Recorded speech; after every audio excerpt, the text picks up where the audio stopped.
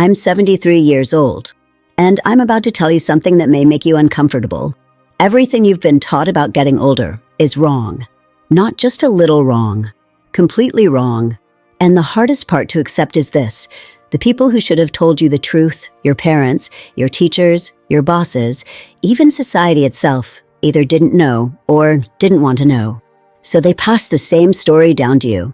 I know because I believed it too. For the first 50 years of my life, I lived exactly the way you're probably living right now. I did what I was supposed to do. I followed the rules. I chased the things everyone said mattered. And on the outside, it looked like I'd figured life out. I had the career. I had the house. I had the respect. I had the title people nodded at approvingly. From the outside, I was successful. From the inside, I was asleep. But at 52, something happened that shattered every illusion I had about time, success, and what it means to be alive. And what I discovered in the 21 years since then changed how I see life, death, and every day in between. Before I tell you what happened, you need to understand why I'm making this video. I'm not here to sound wise. I'm not here to lecture you. I'm not here to impress anyone. I'm here because I'm running out of time. And there are things you need to hear, things I wish someone had told me before it's too late. Not for me, for you.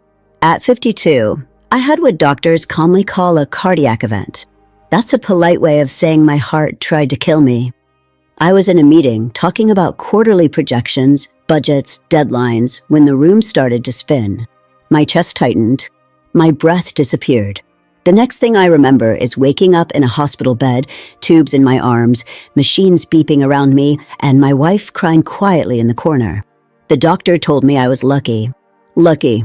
I had just come face to face with my own mortality, and they called it luck.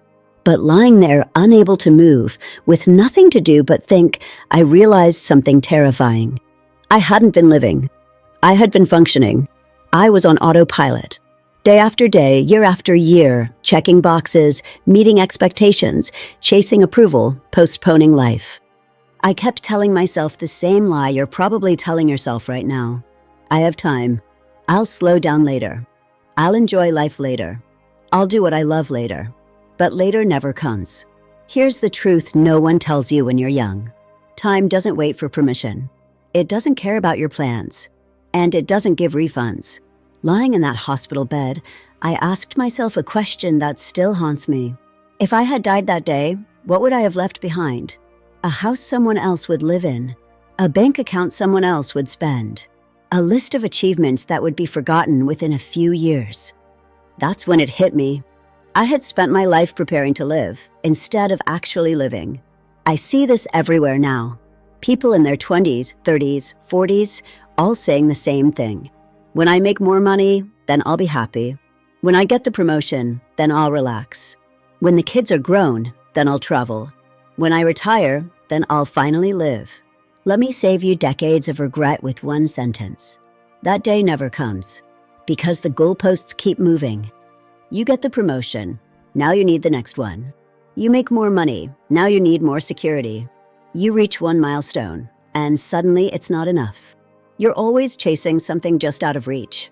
And one day, you wake up old, tired, and confused, wondering where your life went. I know, because I did it. I spent 30 years climbing a ladder, only to realize, too late, it was leaning against the wrong wall.